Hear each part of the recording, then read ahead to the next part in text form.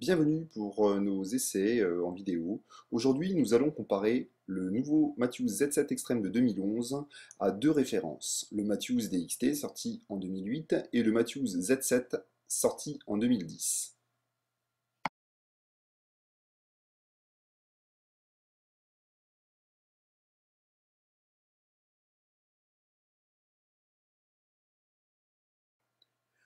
Le Z7 Extreme est un arc ultra court, 28 pouces axe-axe, mais néanmoins très tolérant du fait de son banc de 7 pouces 3/8. C'est un arc qui peut faire 330 fps au standard IBO, qu'on va considérer comme plutôt rapide, mais demeurant très souple à tirer. Il intègre l'harmonic stabilizer, le roller guard inversé, la poignée gridlock et le dead end string suppresseur qui supprime les oscillations de cordes et les bruits afférents. Nous voyons que la poignée est directement dérivée de celle du Z7. Donc le premier arc testé est un Matthews DXT, donc arc sorti en 2008, 29 pouces 3/4 axe-axe, 322 fps à la vitesse IBO. Nos arcs sont tirés à 65 livres pour une allonge de 28 pouces. Et nous allons faire donc des mesures comparatives entre les trois modèles, le Matthews DXT, le Matthews Z7 sorti en 2010, et enfin le Matthews Z7 Extreme sorti pour cette nouvelle année 2011.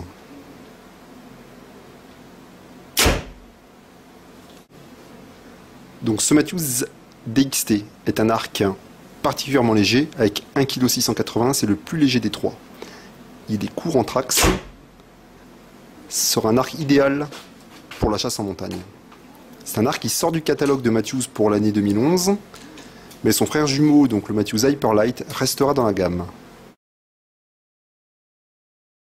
Voici les courbes de trois arcs réalisées grâce à la machine Bofors Mapper.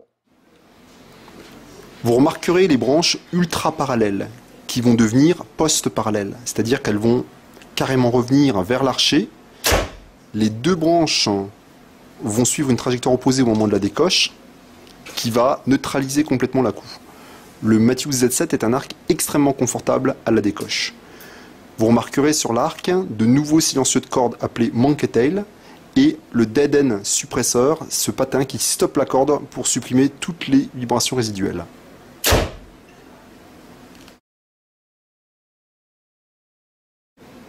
Vous voyez ici le détail des rollers. Le roller rouge avec les câbles en arrière, le roller noir avec les câbles en avant. On remarquera aussi la différence de découpe au niveau de la poignée.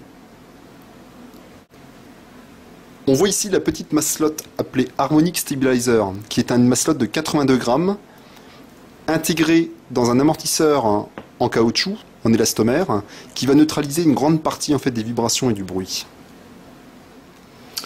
Voici le troisième arc, le Z7 Extreme. Un arc dérivé de la famille Z7, de 28 pouces axe-axe, extrêmement court, 82 cm/h tout, ce qui le met à la limite de la législation française, qui nous impose 80 cm. Vous remarquerez immédiatement le design ultra parallèle et les branches qui vont passer post-parallèles en plein armement. On remarquera aussi que l'arc est extrêmement stable à la décoche. Malgré ses 28 pouces axe-axe, le Z7 Extreme reste un arc très précis et très tolérant dans la mesure où il a un banc de 7 pouces 3/8, ce qui est un banc plutôt important, et dans la mesure où sa poignée est toujours aussi longue que celle du Z7 et équipée de l'harmonic stabilizer.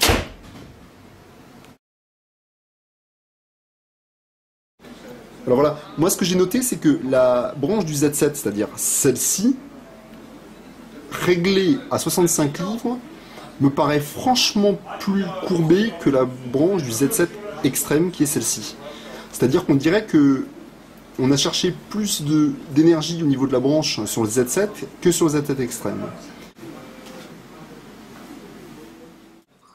Nos mesures sont faites avec des arcs réglés à 65 livres, avec des flèches Maxima Hunter 350, équipées d'un serre-lourd pour un poids réel de 30 grammes, soit 463 grammes. Ok, on change la pluie d'un Z7. Tu peux vais montrer sur le côté le système d'axe rapide. Nous avons ici un système de clip rapide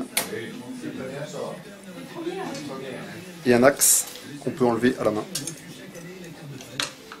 On remplace la poulie de 29 pouces par une poulie de 28 pouces. Ouais. Pour les autres qui mesurent l'œil, la hauteur. Ça vraiment quoi, ça c'est bien. Ouais, c'est bien. Les gens confrontés, c'est pour ça qu'il est temps qu'ils montent un. C'est pour ça que j'ai appelé quelqu'un pour qu'il fasse un truc comme ça. Ah oui, là, Dans le dos. Ah oui. Une antenne dans le dos. Ouais.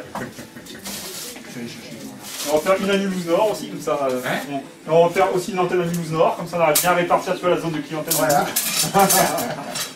Et voilà. J'arrive. De gauche à droite, le grip Matthews Focus, no torque, ultra fin. Le second est un grip torqueless, finition carbone. Le troisième est le nouveau grip du Z7 Extreme. Le quatrième est un grip torqueless terracotta avec une couleur un petit peu adaptée à la série Z. Et le dernier est un grip torqueless traditionnel. La ligne de stabilisateur de Action Archery, conçue pour les Matthews de série Gridlock. Vous voyez en bas le stabilisateur 5 pouces, intégrant donc l'Harmonic Stabilizer, qui est amovible. Au-dessus le 3 pouces, et enfin encore au-dessus le 2 pouces, qui est plus prévu pour le Matthews DXT ou pour les séries Matthews traditionnelles. Même si, bien sûr, il est tout à fait compatible avec la série Z.